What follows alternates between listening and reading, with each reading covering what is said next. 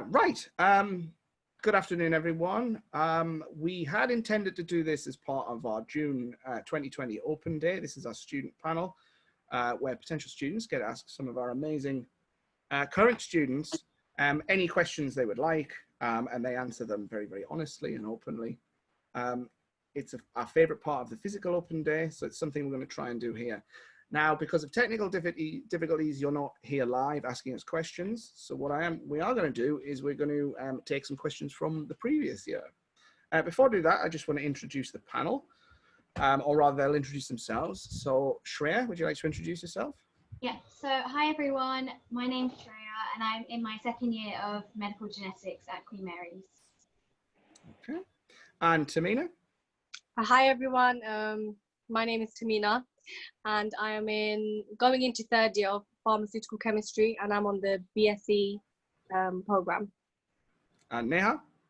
Hi everyone, my name is Neha. I'm a final year psychology student. And Fatini? Hi everyone, my name is Fatini and I'm on the 4-year program for biochemistry. Okay, no problem. So you're a little frozen, Fatini, but I think that's just lag. Okay. I think we'll start some questions now. So these are some fairly difficult ones. These are easy to start.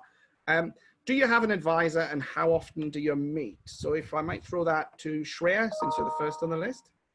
Yep, okay.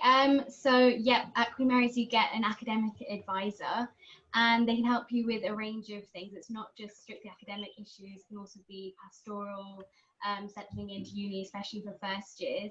And generally in first year, you meet them a lot more in a structured way than in second and third year. You actually have organized tutorial sessions where you do like group activities with other members of your tutorial group. So it's usually around 7 or 8 in a group.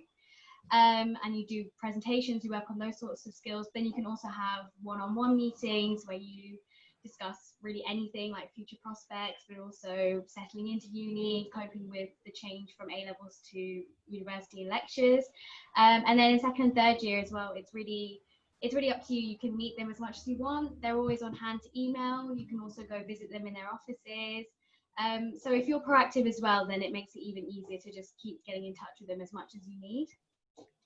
Thank you very much. I mean, yeah, from an academic point of view, I should have introduced myself, by the way. I'm Dr. Chris Duffy. I'm a lecturer on the biochemistry and chemistry course. I'm also the director of admissions for the school. In my capacity as an advisor, yeah, I kind of, most of my students I don't see that often, and I generally take that as a good sign. And some students that maybe need a bit of support, I can see them as well, once a week, twice a week, whatever they need, really. Second question, this is a good one.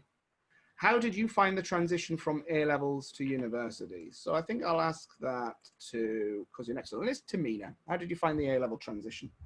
I think I got lucky because the course we do, we got introduced to textbooks. So I was used to revising with textbooks for A-levels. And for first year, we had this one textbook called Chemistry Cube. And what it does, it combines everything, all the modules, has all the content for all the modules that you learn in first year. So that was quite smooth in the sense where I was introduced, and it was kind of like the bridge between A-levels and first year. The only challenge I faced was probably the style of lectures. So I'm not used to having the lecturer so far away from me and teaching a class of 100 or 80. But then I got used to it eventually and started learning how to take notes. But I think it was definitely approachable. It was nothing too challenging. And it just depends on you. I think it's really important you understand that you're going to university and you're taking on a much higher level of education compared to what you were doing during A-levels. So it's approachable. Yeah, I know Tahmina, I teach her, she's a very good student. Related to that, that's quite a common question that people ask actually. So related to that one, Neha, what is the teaching like? Are lecturers engaging, good at explaining and answering questions? You can be really honest as well.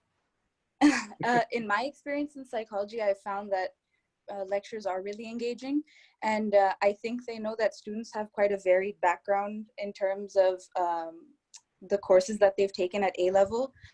So for example, for me, I never studied psychology at A-level. I took a lot of science courses, which was good for psychology because it is quite science focused. But I never studied psychology, so I was a bit worried how I would be able to manage the coursework. But lectures are really engaging. They're very supportive. A lot of them have office hours or online forums on QM+, so you can ask any questions that you have, or if you're having any problems with understanding the content. So I found that they're very supportive, they're very engaging, and they do take the time to go over even basic details that might be quite repetitive, but they're quite beneficial because people might have different starting points before coming to university. So that's a great point, I guess, for anybody who's worried about transitioning into university and how the teaching might be. So actually, here's a related question. This was not one on the list, but it was one that some people emailed me and asked. Obviously, since the pandemic, we kind of very, very quickly locked down, and we had to make this very, very quick transition to online teaching with very little notice. Did any of you have an experience of that at all? Were any of you doing learning at the kind of end of last semester?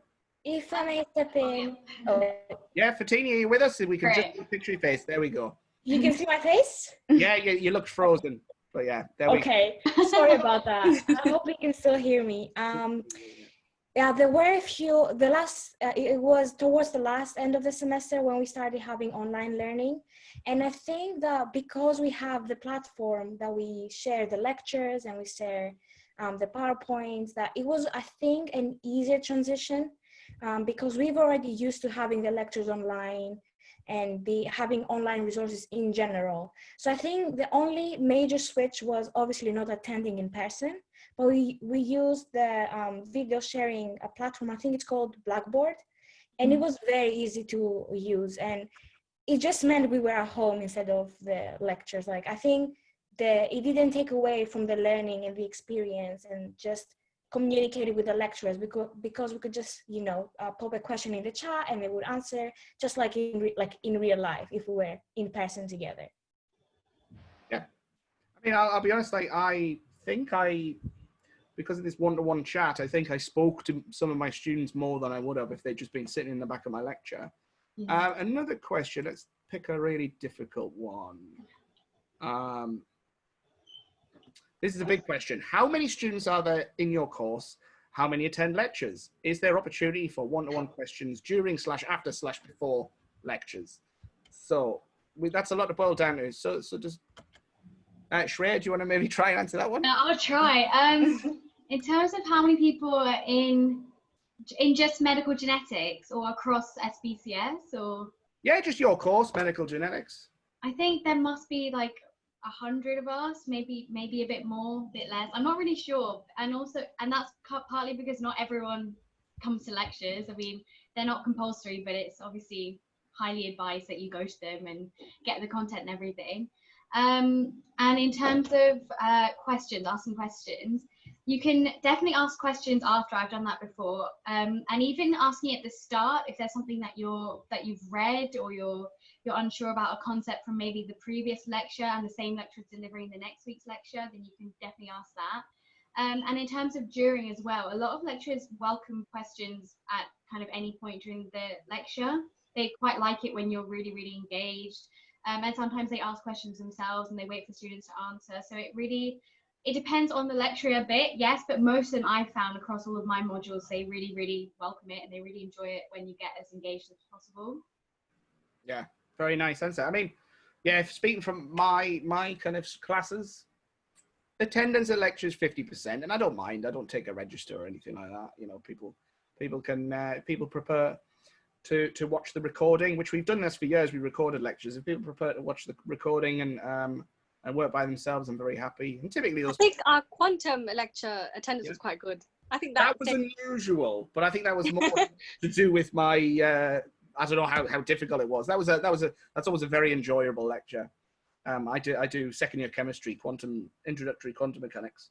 But when I look at the recordings of the lectures, the download rate's like 95% of the class. So actually, I would say physically getting them and going to the class, half. But most students, I think, engage with it. Next one. Will I get language support if I'm improving my English? Now, I don't know whether this is relevant. Is anyone whose English is their second language? or are you all native speakers? Probably. No. Yeah, I get. Yeah. Yeah, I don't think we've needed support. I guess I don't know because I took a language module, but like an extra language, but that's all done through like the language school. But like they're really easy to contact if you email them, and I think support with languages might be through them as well. But I'm not like 100% sure because I haven't had to access that.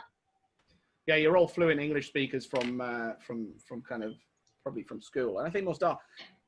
Yeah, I know that we obviously entry requirements are kind of, you know, if you're coming from overseas is to have a language qualification such as IELTS, but we also, you know, we do have plenty of opportunities, like Shreya said, to improve your language. Right, let's have a look. Is it difficult learning from lectures? Is independent learning difficult? Further reading, etc. Whose turn is it? Neha, do you want to answer that one? Sure, I'll answer that one. I found in first year, the adjustment to independent study was the most difficult because I was used to getting a lot of support in secondary school from teachers and kind of more assistance and guidance on what to study. So in the first year, the concept of independent study was a bit difficult. Throughout the years over my degree, I found it's gotten a bit easier, and I also know what resources to use. I would say also that the library is a great support and is a great tool for independent study in general, because they have a lot of, whether it's online or in person, either way, they have a lot of workshops that you can attend. They have a lot of resources like databases and things like that where you can access further content in the literature as well. So it was a bit tough at first, but over time it kind of gets a bit easier and it's easier to navigate. So yeah, that's my personal experience, at least, with it. Thank you. I think actually that seems to be, there's a lot of questions on that theme, so I might open that out to the floor. For Teeny, what are your thoughts on how did you find it learning from lectures as opposed to kind of lessons when you arrived? I think most of us had a similar experience of, you know, having that extra support in school and coming into university and saying, okay, now what? I think the lecturers make a good job of reassuring us and telling us you're supposed to take this step by step. You know, they don't expect us on the first week to produce like our own research all of a sudden. Like they know we need to be become familiar with learning on our own. And in the beginning, it was a bit difficult for me as well. But I think I found the more I asked, oh, how do you revise? How do you revise? How do you learn with other people around me and like my classmates? The more I found what is perfect for me. So I think trial and error is the best to find, okay, and like actually master independent learning. Tahmina, what was your experience like kind of learning from lectures specifically? I think they're asking about. I think in the beginning we were told that the lecture slides aren't exhaustive, so it's not the only source of the only resource that we're provided with. We were told from the beginning which textbooks that we can use, as well as other resources on QM+. But I think my main experience, I think it was difficult in the beginning because, again, like Fatin said, it was just the whole aspect of independent learning, and I think there was a lot of emphasis on that. But I think it became much easier throughout after a few months, because once we started seeing how questions are like, during the lectures we get given like example questions and the style of the questions, so we became used to the style of the questions and how to attempt them. And because we've had that sort of practice in lectures, I could recognize the sort of questions, and then when I go off and do my own study, I could find like resources online and again on QM+, and then that's kind of how it rolled off, and just being familiar with the sort of question that you might get asked and then basing your revision around that. Yeah, that's what really helped me, I think. Very good. Shreya, what about you? How do you find it learning from lectures? I remember in first year that for me, like I got a bit like I was really hung up on like getting all the textbooks, like because I've been so used to textbooks from A levels. I thought, oh my god, I need to have all these textbooks and know that information inside out.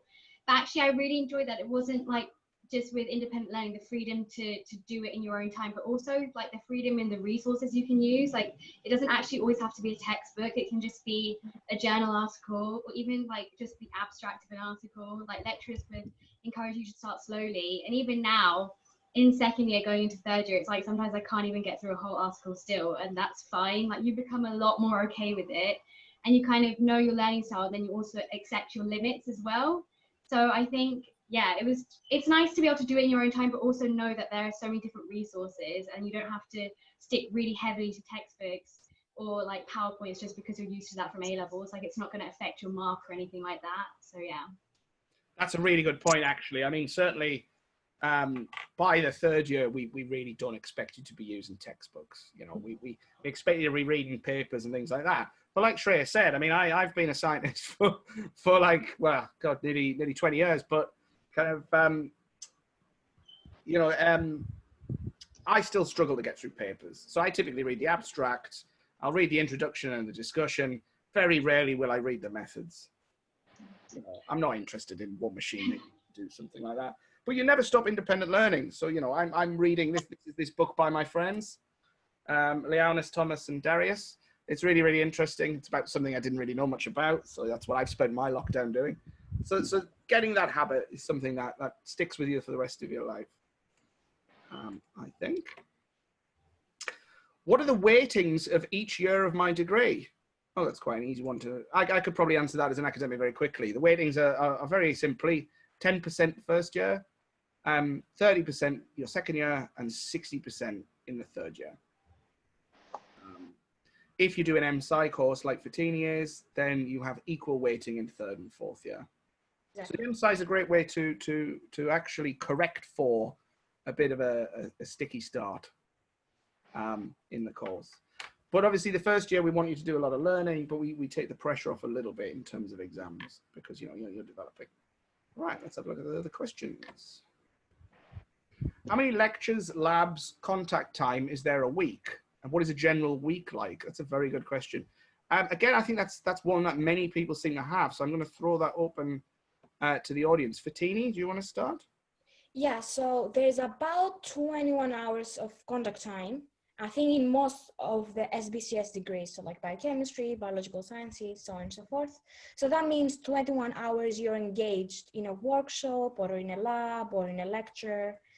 And the rest of the time is for you to have independent study. So they say for every hour that you are in the lab or in a lecture, you need to put 3 hours yourself. The labs are normally reserved for the afternoons/evenings and the mornings for lectures. So normally you will go in, have your lecture, have a break, and then join the lab session. And I think the labs are once a week and sometimes twice a week in the first year. Does anyone have a different experience to that? I think for me, my days during first and second year, actually, start of second year, were quite short. So I think I was probably in university for about 2 hours a day, and I was in 5 days a week. And the days we had lab would have like a 4-hour slot, so it would be from 9 to 1, and then it switched next semester from 1 to 5. So I think what was nice about my week was that I had the rest of the day to myself, so I could allocate the time where I wanted to study. And if I was also working part-time, so I had time where I could slot in a shift at work. So it was quite flexible in first year, and then it would start building up a little bit more, and I could adjust my timetable to that. So labs, again, 4 hours, lectures would be 2 hours, a workshop every alternative week, and a tutorial probably every 4 weeks with the advisor. And that was about it for me, I think, the general pattern. Yeah. Anything to add to that, or anyone have a substantially different experience? It's a little bit course specific, I guess, what your week looks like. And it depends whether you're in the first year versus the final year. Final year, you'll probably have far less lectures and much more kind of independent study and labs, and you know, you do research projects. Eased into it. Yeah, it's tricky kind of learning how to teach yourself, really. Let's have a look. There was another good one as well. How do you balance work with extracurricular activities and societies? So I might ask that. Shreya, I know, is a keen hockey player. Is that correct? Yeah. Yeah. How you balance that? I guess one thing with sports in particular, that the uni does try and help you and encourage you to get involved with societies and playing sports and physical activity. because they give, like, Wednesday afternoons, they tend to keep either completely off or a lot lighter in terms of academic hours. They keep it free for sport mainly. So that really helped in terms of balancing like hockey matches, which were usually on Wednesday afternoons. And then my lectures would be done on a Wednesday morning, so I wouldn't have to worry about stuff clashing. And generally, if there were lab sessions and there was going to be a clash, then most lecturers and staff members are really helpful. Like if you email them ahead of time and you say, can I please swap to the later lab session that's on Friday instead of Wednesday, that type of thing, then they're really understanding. But in terms of like balancing it and being organized, I think it's just like at uni, along with everything, there's a lot of independence and freedom. So it is really up to you to kind of plan your day and your independent study and make sure that you attend your lectures, or if you watch them and get the notes done, and then you can dedicate time to the hobbies and the societies and stuff. But I would say getting involved with all aspects of uni is just really, really beneficial. Like it helps you make friends. You feel a lot more settled, and you just kind of, it just creates I think just much more like well-rounded feel. It's not just all, it doesn't have to all just be about like studying, which is something I really enjoy. So yeah. That might be good to open that up, because I mean, you're all student ambassadors, you're all good students as well. So clearly you do balance these things. Tahmina, how do you balance extracurriculars with your studies? So I think the main thing was I did a lot of external activities as well as events. So I was part of 2 societies in my first year. And I think what's nice is a lot of society, they know that you're obviously all doing different courses and you have a lot of things during the week. So they do give you a lot of notice before certain events about to happen, or so it's nice because you can plan your week according to that. So if there was an event on Friday, I'd make sure I do some work during the week to keep myself Friday free so I can enjoy. And again, like Shreya said, it's really nice because it's a way to just take a break from learning and just do something that's not to do with the degree, which is quite nice. Because again, university, I think for me was just to realize that it's not just getting your degree and leaving. If you do that, you're not really getting much out of it. It's taking advantage of all the different things that university has to offer. So definitely making time for that. Very good. Nia, how do you balance all the things you do? For me, in my first year, I remember I did a lot of volunteering.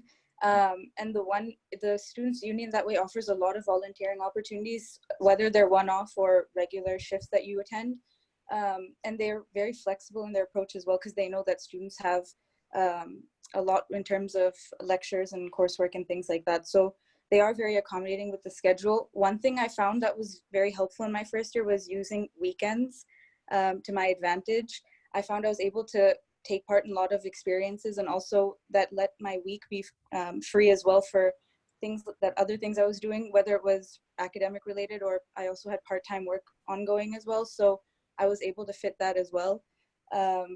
But I agree with what both Shreya and Tahmina said, of you really want to make use of all the opportunities and experiences, because there are a lot.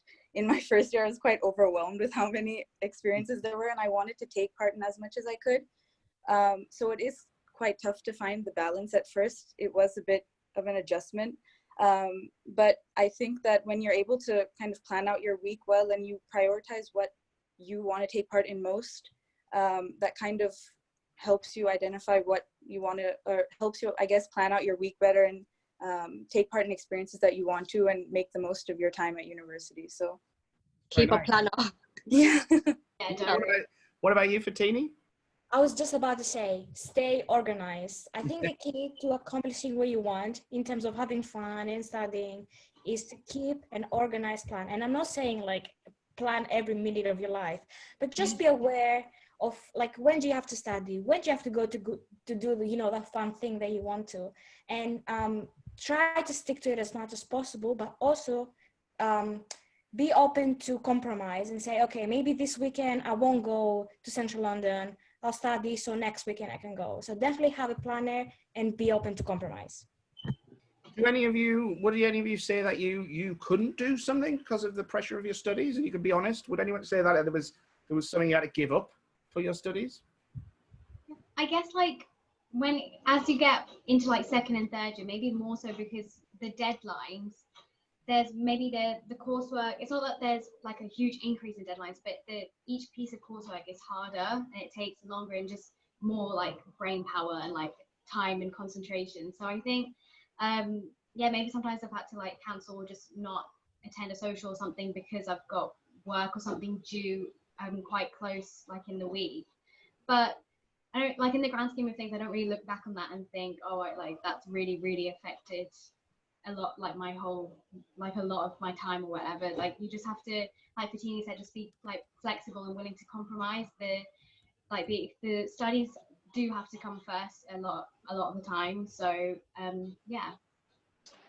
To add to that, I think the main thing for me was meeting my friends. So, but then what was nice was because we do have a campus, all of my friends were based in Mile End and we'd bump into each other. And even if it was just 15, 20 minutes, I got to still spend time with them. And that was, I think, one of my fears, not being able to do that. So it was a bit of a hard to like match our timetables and find time to meet. But then again, you do have to prioritize your degree at the end of the day and compromise. And it does fall into place eventually. Yeah. So actually, this is very related to another question. This is related to another question that's further down my list, which is how do you balance a job with studies? So did anyone was anyone employed? I imagine a lot of you were. Did anyone manage to balance part-time work with their studies? I was employed. I did a weekend job during first year. Mm-hmm. So I knew that I'd have university during weekdays. So during the weekend, I'd make sure by Friday all my outstanding work was done, all my deadlines or any homework pieces I had was done. And I think we were told like we shouldn't work more than 10 hours. So I tried to stick to that. And I think it made me look more like I was looking more forward to the week rather than the weekend because I knew I had work on the weekend. So I was excited to start on Monday because I knew I didn't have work. So in a way, I think it just gave me, I was looking forward to university more than I thought I would because of work. Yeah. Fatina, because your image is frozen, if you want to add anything, just verbally indicate it. Yeah, okay. I was gonna say I worked in a restaurant, which is a job that requires you to be during the week as well.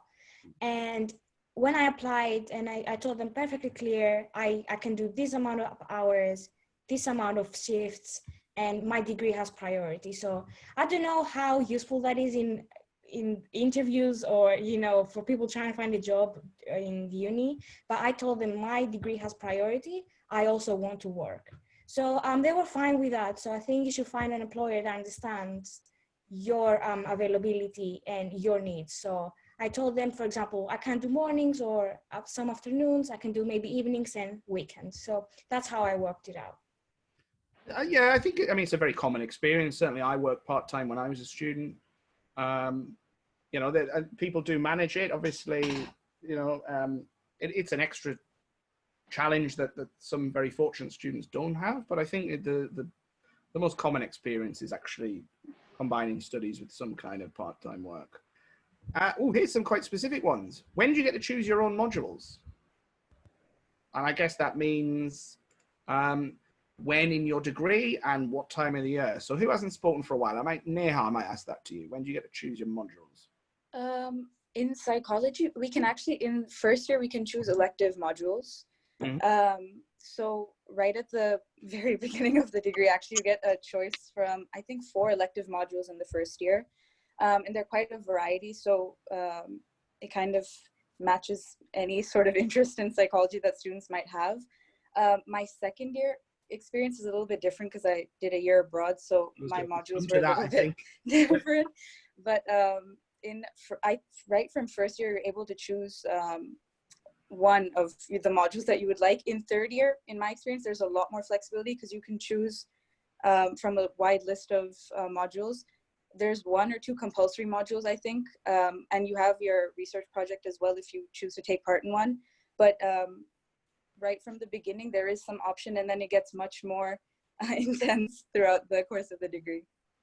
What about Shreya? I know medical genetics can be a little more prescribed. It's a bit more of a specific topic. Yeah. So psychology. What was your experience on that? So for us in medical genetics, we had choices from second year onwards. So I had to pick 3 elective modules this year in second year, and then I pick I think, is it a 3 again for 3rd year, and then either the research project or project skills, or so you choose that as well. And I think that's mainly because in 1st year they start quite broad, because we're with so many other biological degrees, like with biology, zoology as well. So they start really, really broad. But I actually quite like that in terms, because it gave me modules like evolution that I don't think you would necessarily associate with a genetics or medical genetics degree. So I really like that. It was almost like an elective for me, because I was really interested in the subject, but I just didn't expect to be able to study it. And then in 2nd year and 3rd year, you get to choose even more specialized modules. So like, I'm really looking forward to cancer biology for 3rd year, and like reproductive biology, and also my research project. So I think it's nice starting broad, but then when you get more and more specialized in the later years, it makes it feel like you're doing even more of like your degree, like the real kind of stuff in terms of that sense. Yeah. Very good. This question, I remember that I specifically remember being asked this last year because it's so polite. It's great. It says, I'm thinking about doing either a BSc or an MSc. What is the benefit of doing an MSc? Thank you very much. So actually, Fatini, you're going into the MSci next year. So you haven't started yet, but what was your thinking on picking MSci rather than BSc?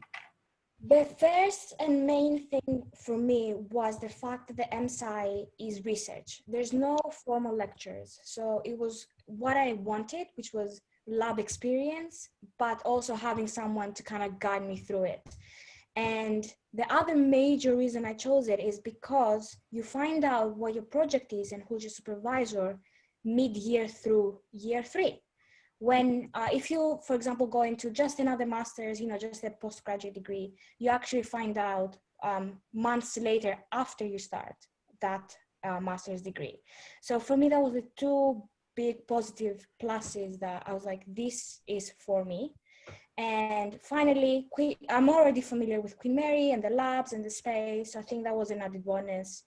And having to choose the supervisor was also major, because I just went around, asked about the research, see, how they interacted with the lab and the environment, and, what the research was about. So I really love that. And I think not many postgraduates, just normal postgraduate degrees, do that. Yeah. Is anyone else on the postgrad program? Is anyone thinking about it? I'm thinking about it, I think. But maybe after I finish my BSc, I'll probably take a year to just explore my options. But I'm hoping to come back and do a master's in chemistry or pharm chem, fingers crossed. Mechanics, you love that mechanics. Right, so I think we've got 6 minutes left, and this isn't a question that anyone asked last year for obvious reasons, but it's kind of broadly a question that I'm getting in lots of emails. And what I want to say to all of you is, how would you feel about next year? I think, Shreya, we'll start with you. I think what that means is, given the current situation, how do you feel about starting your studies next year? I'm not gonna lie, like, there is uncertainty for like my parents and I about what it's gonna mean for like the learning platforms and how it's gonna change. Like, it's an adjustment to come to uni and get used to lectures, but now it's kind of a whole new adjustment to not have lectures and possibly all be online. But I will say, because we kind of had this period at the last few weeks of semester where we had to learn online and go through alternative assessments as well. And all my lecturers across the modules, like, they reacted really quickly, and like they were very open and kind of transparent about it, and also available to email at nearly any time as well. So I think that made it easier, like the support from the staff, and also just because we're, like Fatini said earlier, we're used to having lectures recorded online as well, that I don't think it's going to be a huge change in that sense in terms of access to content.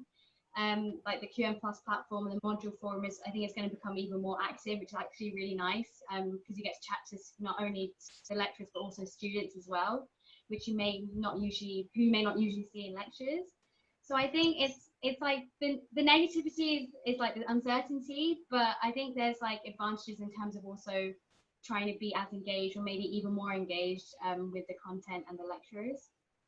Very nice. Tahmina, how are you feeling about, what are your concerns and things for next year?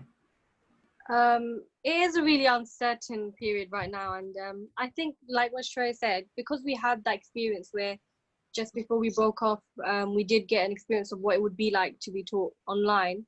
Our lecturers again did reply really quick, but then I was a bit sad because I was thinking it's my last year. I wanted to, have the full-on experience, be with my friends. But then I'm hoping for the best. I'm hoping that everything falls into place. But I won't be too disheartened about it because I know I'll still have access to my education. I'll still be doing third year. It's not completely cancelled. So I'm just staying positive, I guess. Just hoping for the best. Fatini, obviously, Nia, you're a final year student. I'll come to you, I think, last. So, Fatini, what are your going into the MSci? What are your kind of concerns and fears? My concern is how will the lab work be arranged, and I'm sure Queen Mary will find a way to make everyone safe and for the academics as well, because I'm sure it's very uncertain for you as well as academics to be in this situation. But I'm hopeful that, with the right steps, I can still have, the education that I want and still be safe and make safe the people around us as well, because I commute, so public transport is a consideration that I'm taking. So I think more and more people will start thinking, okay, what about the tube? What about, commuting longer routes? Maybe I should move closer. So I think these are all reasons you need to consider before we go into the next semester. I mean, indeed. I mean, particularly labs, the question is going to come down to whether we're at 1 meter or 2 meters social distance. Yeah. 1 meter social distancing, well, in the lab, you're about a meter apart anyway. You're effectively in PPE, anyway. You're wearing gloves. The only difference will be that you'll have to wear a mask, and you'll have to make a severe effort to not move close to people, so you won't be able to huddle over the same bench. Now, Neha, you said you were a final year student, so you're leaving kind of higher education for pastures new. So how do you feel about the situation? It's not what I expected, that's for sure. I think it's quite interesting because I wasn't expecting having a virtual graduation. Things like towards the end of the year that I missed, like not being able to see everyone in the final exams and walk out, and a typical graduation and things like that. But one thing that I've discovered throughout this pandemic is that it is possible to still have similar experiences. They won't be the exact same or maybe exactly what you hoped, but you can do the best that you can to recreate the experience. And like everyone else has said, I think it does take a bit of an adjustment, and there are some negatives involved because it is such an uncertain time. But there is still some hope, and it is possible to be positive throughout this time still. So yeah, of course. I mean, for me, on a final note, kind of teaching is research. Obviously, I do scientific research, but kind of teaching is my vocation really, and it's been difficult being away from my students. Frankly, it's been unpleasant. I like. People may think it doesn't seem like that because he's grumpy, but I love being around my students and talking to my students. And I understand that we're all a little confused and a little kind of uncertain. But hopefully you've enjoyed talking to these brilliant people.